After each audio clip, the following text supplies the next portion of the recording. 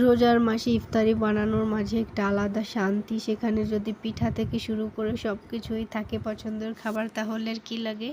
Hello সবাইকে, সবার কি অবস্থা, সবাই কেমন আছেন? তো আজকে আপনাদের সাথে শেয়ার করব, ঈদ তো চলে আসতেছে, ছেলের জন্য একটু টুকিটাকি কেনাকাটা করেছি।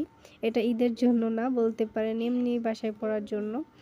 এখানে হচ্ছে আমি আমার জন্য একটা শীতের জামা কিনে নিয়ে আসছিলাম। এটা দেখে এত ভালো লাগতেছিল, তা কিনে নিয়ে আসলাম। এখানে 2টা টি শার্ট কেনা হয়েছে, তারপরে একটা ফতুয়া, আর হচ্ছে একটা প্যান্ট। আর এইখানে হচ্ছে আমার খালা শাশুড়ি এসেছিল, তো আমার ছেলের জন্য এখানে নিয়ে এসেছিল একটা জিন্সের প্যান্ট, একটা ক্যাপ আর একটা শার্ট। এই শার্টগুলো কিন্তু বর্তমান ট্রেন্ডিংয়ে আছে। তারপর হচ্ছে এখানে আমি সব কিছু যখন এনেছিলাম কিনে, সবগুলো আমি হচ্ছে একটু স্যাভলন দিয়ে ধুয়ে দিয়েছিলাম। এরপর সন্ধ্যাবেলা হচ্ছে ইফতারি বানাতে চলে আসলাম। তো আজকে ইফতারিতে একটু আয়োজন করেছিলাম, মোটামুটি ভালোই। তো এখানে হচ্ছে আমি সাগু ভিজিয়ে নিলাম, আর এখানে হচ্ছে আমি চপ বানিয়ে নিব, আর ভাবছি একটু পিঠাও বানাবো। কিছু খুব সুন্দর মতো গুছিয়ে নিয়েছি, এখন একটা একটা করে রান্না করে ফেলবো। ফার্স্টে আমি হচ্ছে সাগুটা রান্না করব। তো সাগুটা 2-3 ঘন্টার জন্য আমি ভিজিয়ে রেখেছিলাম। এরপর হচ্ছে পানি দিয়ে একটু রান্না করে নিচ্ছি।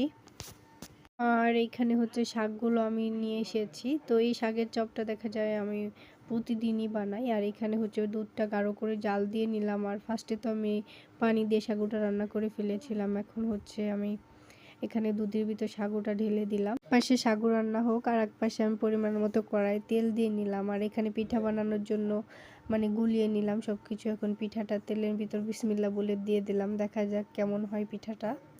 প্রথম পিঠাটা বলে কথা, মাশাআল্লাহ, আলহামদুলিল্লাহ। দেখেন আমার পিঠাটা কত সুন্দর ফুলেছে, দেখেই চোখের একটা শান্তি চলে আসছিল।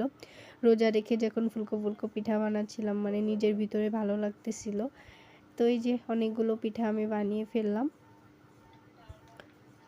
আমার কাছে মনে হয় সবাইকে যদি এরকম খাওয়াইতে পারতাম, অনেক ইচ্ছা করে আমার নিজের হাতে বানাই সবাইকে খাওয়ানোর জন্য।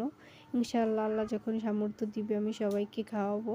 আমার অনেক ইচ্ছা আমার আশেপাশের সবাইকে দিব। তারপরও এখন যতটুকু পারি আমি যেটাই বানানোর চেষ্টা করি আশেপাশে সবাইকে দিয়ে খাওয়ার চেষ্টা করি। নিজে কম খাবো, সবাইকে দিয়ে খাবো, এটা আমার অনেক ভালো লাগে।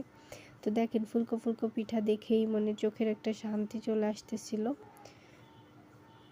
আর এপাশে হচ্ছে আমি কিছু বেগুনি বানিয়ে নিলাম। এপাশে হচ্ছে সেসি শাকের চপটাও বানিয়ে নিলাম। আর এই চপটার রেসিপি আপনারা আমার চ্যানেলে পেয়ে যাবেন, আমি ডিসক্রিপশন বক্সে লিঙ্কটা দিয়ে দিব। আর এপাশে সব কিছু ডেকোরেশন করে নিলাম। এই যে হচ্ছে এখানে ছোলা রান্না করা হয়েছে, 2-3 প্রকারের ফল কেটে নিলাম। আর এখানে কুচি কুচি করে কিছু ফল কেটেছি, কারণ এখানে হচ্ছে আমি সাগু রান্না করেছি, এর ভিতরে দিব। একটা দইও কিনে এনেছিল। তো হচ্ছে আমি সব কিছু এখন রেডি করে ফেলেছি, ইফতার করব। এরপর হচ্ছে আমি সাগু দিয়ে যেখানে একটা ডেজার্ট করেছিলাম, এখানে 2-3 প্রকারের ফল দিয়েছিলাম, আর একটু দই দিয়েছিলাম, আর দুধ দিয়ে সাগু রান্না করেছি। আমার ছেলেটা মাশাআল্লাহ অনেক পছন্দ করেই খেয়েছিল। তো আমার আজকের ভিডিও আপনাদের কাছে কেমন লাগলো এবং কে কোথা থেকে দেখতেছেন অবশ্যই কমেন্ট করে জানাবেন। সবাই ভালো থাকবেন, আমাদের জন্য দোয়া করবেন। আল্লাহ হাফেজ।